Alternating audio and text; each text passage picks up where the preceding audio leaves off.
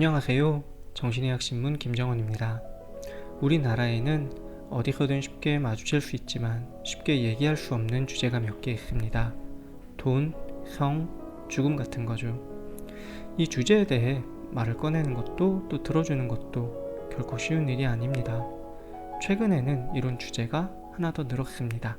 바로 자해입니다. 많은 분들이 자해를 마주치게 됩니다.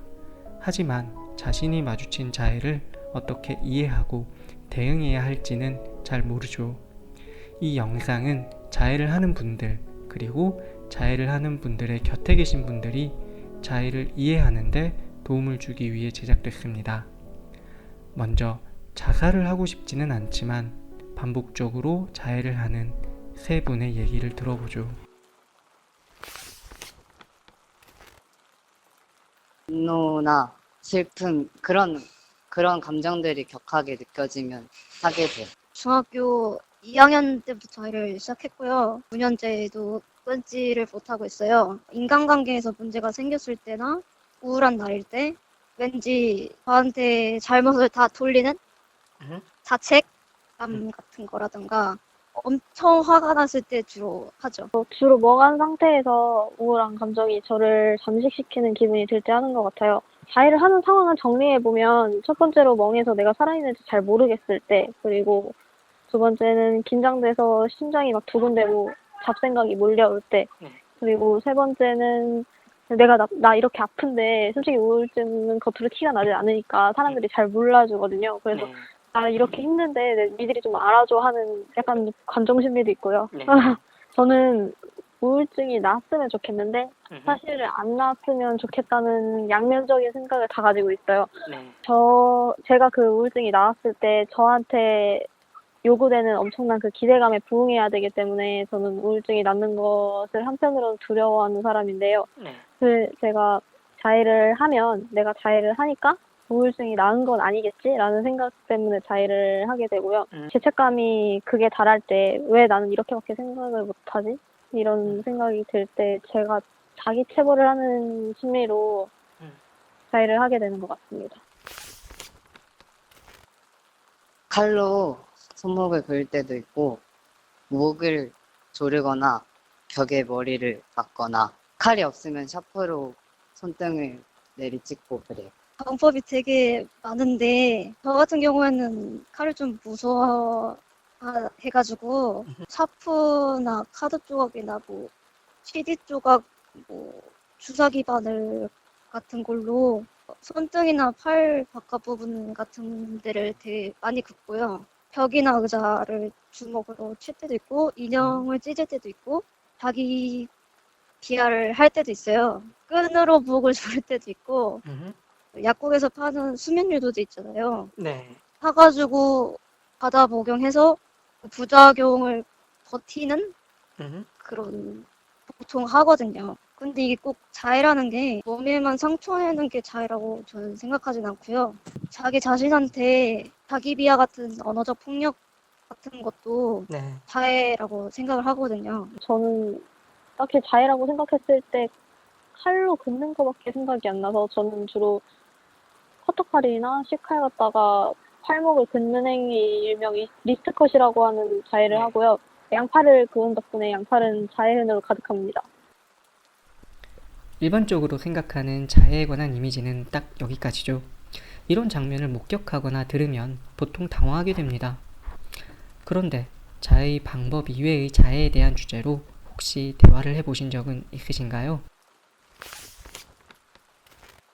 무슨 감정이 느껴진다기보다는 막 화가 나서 소리 지를 때처럼 그냥 소리 지르고 나서처럼 확 풀어지는 그런 느낌 들어요. 근데 다른 사람은 제가 물어봤거든요, 한 명. 그분은 기분이 나아진대요. 자해 전에는 되게 감정이 클라이막스에 되게 도달해 있잖아요. 뜨거운 감자를 이렇게 가지고 있는 것 같은 느낌인데 여러 방법을 통해서 하고 나면은 후련하고 시원하고 이제 뻥 뚫린 느낌을 받게 돼서 끊을 수 없는 그런 순한 고리에 들어가게 되는 것 같아요. 자해가 아닌 다른 방법보다 자해가 더 그 감정의 클라이막스를 잘 해결하기 때문에 선택을 하시는 건가요?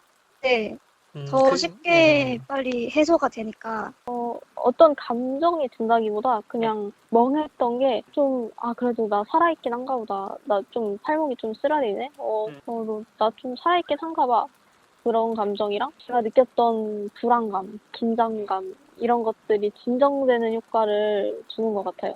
그래서 저는 보통 자해를 하기 전에는 불을 다 끄고 잘 안 보이는 환경에서 음. 취침 전 약을 준비해 놓고 긋고 바로 이제 약을 먹고 자는 형태라서 진정 효과가 이제 배로 일어나서 잠을 더 잘 잘 수 있는 그런 환경도 마련이 되는 것 같아요. 저에게는 그다지 큰 의미는 못 되고 그냥 자연스럽게 찾게 되는 것 같아요. 자해는 꼭 좋지 않은 거라고 아는 것 같아요. 사람들은 좋지 않다고 보는데 저는 음. 그렇지 않다고 생각을 하고요. 네. 저에게 자해는 이제 정신줄을 놓지 않게 하고 음흠. 자해라는 게 약간 고통이 같이 수반하지만 음. 다시 충전하고 견딜 수 있게 해주는 음. 에너지 드링크라고 해야 되나? 음. 네. 일반인들이 이제 가장 많이 가지고 있는 생각이 자해가 관심병이다라고 표현을 하는데 이 표현에 대해서는 어떻게 생각하세요? 관심병 그분들은 자해라는 거를 그 의미를 네. 잘 모르고 그냥 하는 것 같아요. 네네네. 말을. 그쵸, 그쵸.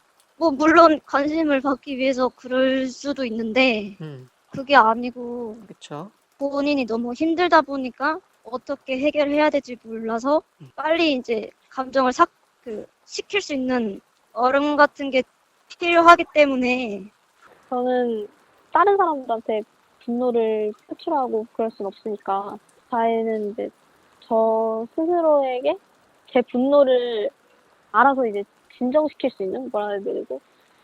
제가 제 스스로 감정을 다스리는 것 같은 생각을 조금 줘요. 그래서 그리고 죽을 용기는 없는데 그래도 뭔가 죽음에 가까워지는 느낌이라서 좀 뭔가 삶과 죽음의 경계에 있다는 생각이 들어요. 그래서 도피처가 된다는 생각이 좀 강해요.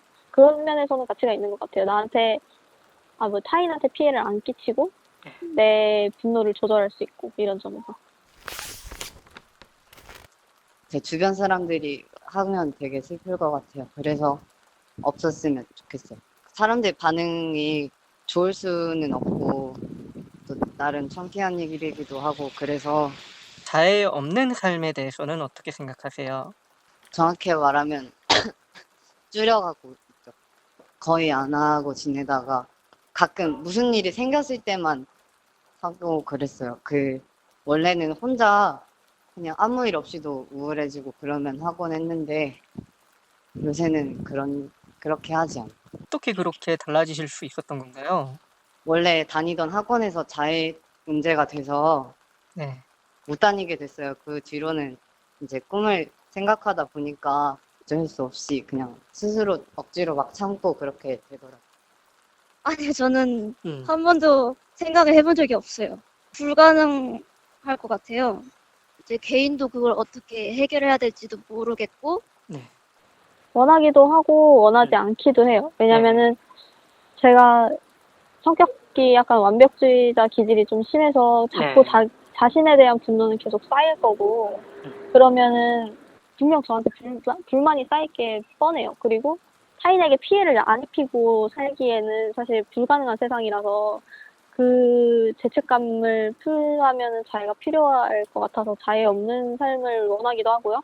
근데 이게 자해가 사실 올바른 방향으로 가는 분노 해소 방법은 아니니까 네. 그런 점에서는 자해 없는 삶을 원하기도 하죠. 가끔은 이제 자해를 하고도 나는 왜 자해밖에 못했지? 다른 사람들은 이렇게도 생각해서 잘 극복해냈는데 왜 난 그러지 못하고 또 팔을 그었지? 라는 죄책감에 휩싸일 때도 있어서요.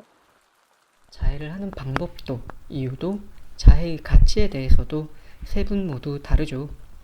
아마 자해를 하는 모든 분이 다 자신만의 무언가를 가지고 있을 겁니다. 그렇기 때문에 그들을 이해하기 위해서는 자해에 대한 대화를 해야만 하죠.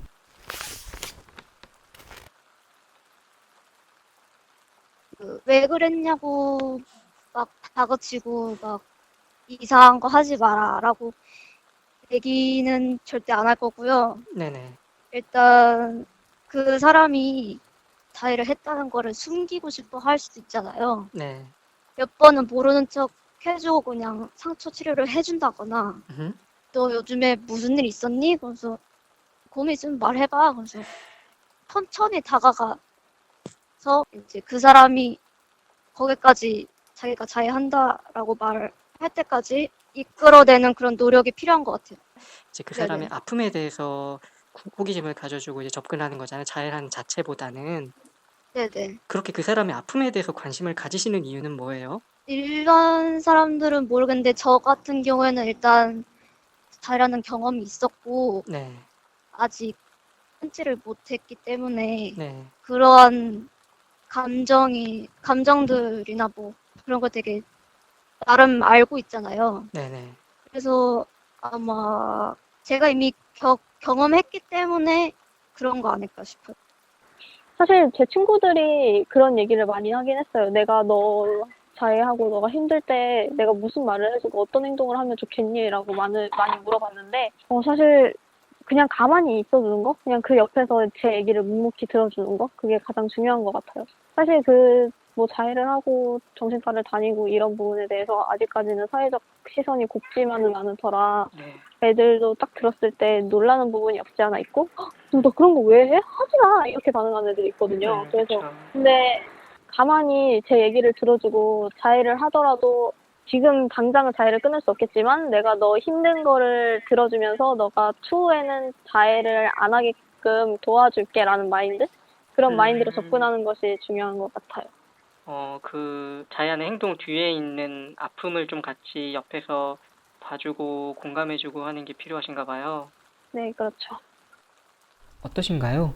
자해에 관해 할 수 있는 얘기가 생각보다 다양하죠? 그리고 이런 대화가 진행될수록 상대방을 이해할 수 있게 되고 상대방이 이해가 되니 자기 자신의 마음도 편해지는 것을 느끼실 수 있을 거예요. 마지막으로 최근에 화제가 되었던 SNS 자해 인증에 대해 자해를 하는 분의 생각을 간단히 들어보고 인터뷰는 여기서 마무리하겠습니다. SNS에 자해하는 그 장면을 올린다거나 자해 상처를 올리는 일들이 워낙 많아져서 네, 맞아요. 저도 이슈화가 봤어요. 예. 혹시 거기에 대해서는 어떻게 생각하세요? SNS에 막 올리는 거요. 저도 보고 되게 경악했거든요. 애들이 이거를 이 단어의 뜻을 알고 하는 건가? 뭐 유튜브나 그런 데 보면은 되게 많이 네. 올라와 있거든요. 네네. 보는 사람 연령대가 되게 많잖아요. 어린 애들도 볼 수 있으니까 네. 이게 잘못된 인식을 가질 수도 있는 거잖아요. 네, 저도 이런 SNS 같은 거에서 네. 이게 기사화되잖아요. 네. 고등 래퍼가 예, 저는 보진 맞아요. 맞아요. 않았는데 예. 그것 때문에 이슈가 확 올라왔잖아요. 네. 저거 애들 따라하면은 좀 저거 안 될 텐데. 그래서 그쵸. 이런 인식을 올바르게 잡아줄 수 있는 그런 영상이 있었으면은 좋겠다 생각을 했거든요.